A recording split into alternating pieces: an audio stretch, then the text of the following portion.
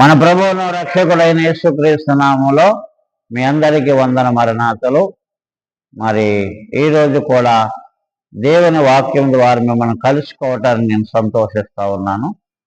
మరి దేవుని యొక్క వాక్యాన్ని ధ్యానం చేసుకుందాం.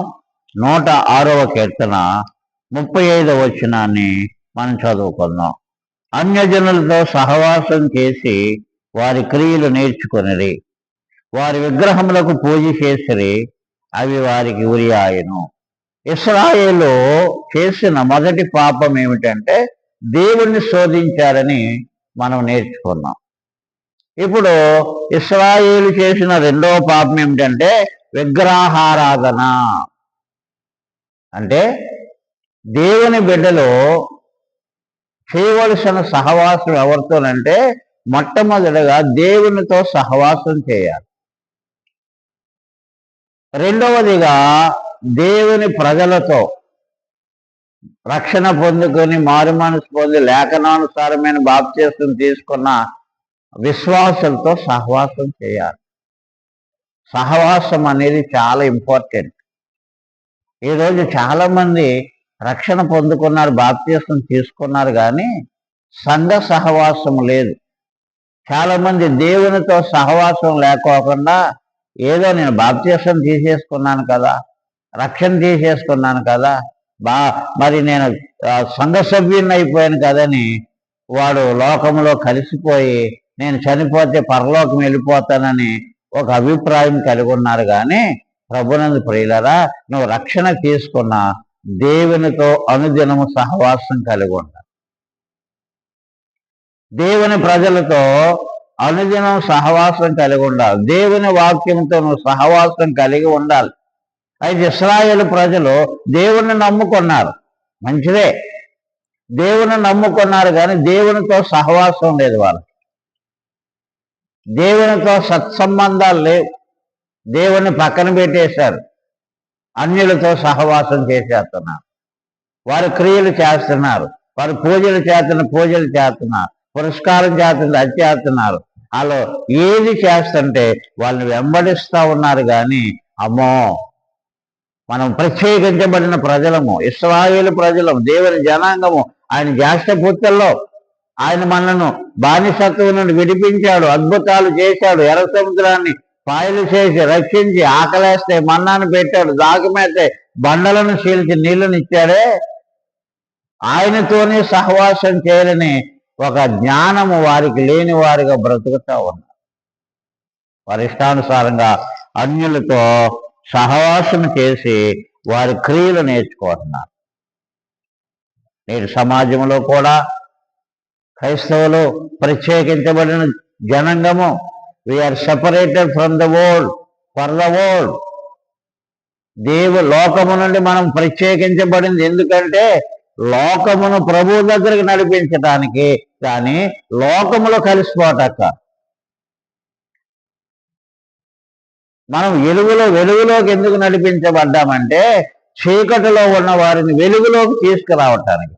మనం చీకటిలోకి వెళ్ళిపోటాక. మనం ఎందుకు ముందుగా రక్షించబడ్డామంటే రక్షించబడిన వారిని ప్రభువు దగ్గరకు తీసుకొచ్చి వారిని రక్షణ జ్ఞానములోనికి నడిపించటానికి దేవుడు మనలను రక్షించాడు. అంతేగాని రక్షణ లేని వారితో, విగ్రహారాధన చేసేవారితో, పాపములో శాపములో బ్రతుకుచున్న లోకాన్ని వెంబడిస్తున్న వారితో మనము వెళ్ళాలనే ఆలోచన కాదు.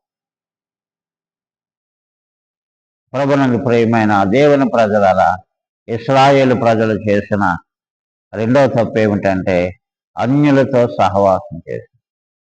మీరు దేవునితో సహవాసం చేస్తున్నారా? దేవుని ప్రజలతో సహవాసం చేస్తున్నారా?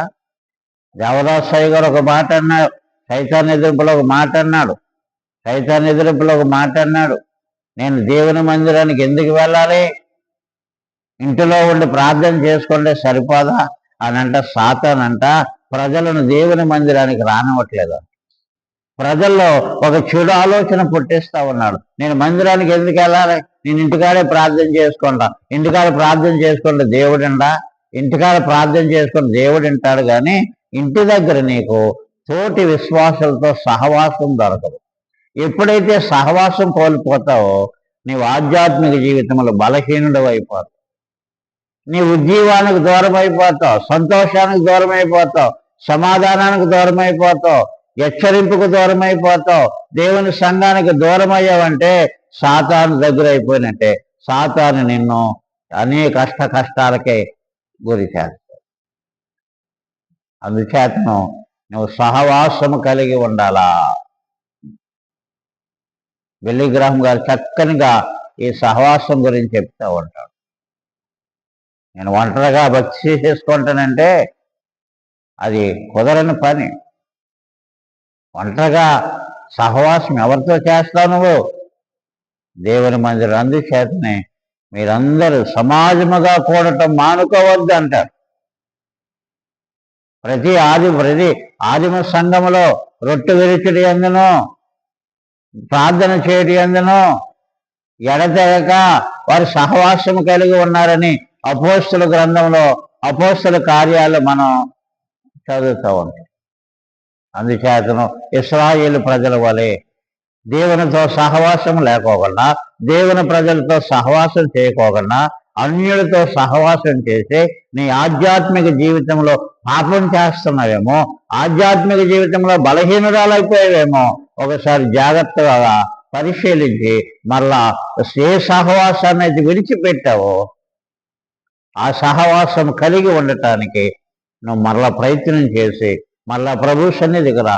ప్రజలతో సహవాసం చే, దేవునితో సహవాసం చే, దైవాశీర్వాదం పొందుకో.